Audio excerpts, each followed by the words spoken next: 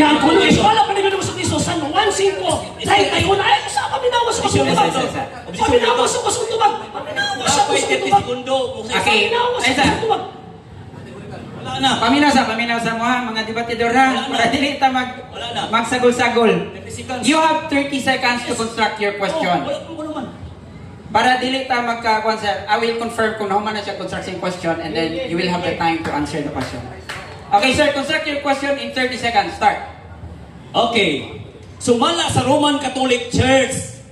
Kinsay nagsulti nga gitukod na ni Kristo o kinsa may nag-angkon ana si Jesus Christ o ang inyong iglesia lang? Yes or no? Tubag. Aisa, your question is very complex. Okay, complex siya.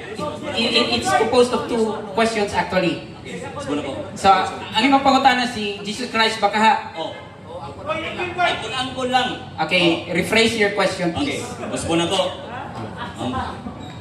Kinsay nagsulti nga ang Roman Catholic Church nagitukod ni Jesus Christ. Si Jesus Christ mismo o ang inyong iglesia nag-angkon-angkon lang? Si Jesus Christ mismo. Si Jesus Christ mismo. Do not interrupt. Do not interrupt kung nagtubag siya sa imuhang. Sir. Humana ka og sa imong question, okay? Humana ka sa imong question. Karon panahon na sa pagtuwag. 30 seconds sir sa pagtubag siyang question. Si Jesus Christ mismo ang niangkon base sa Bibliang Protestante. Okay.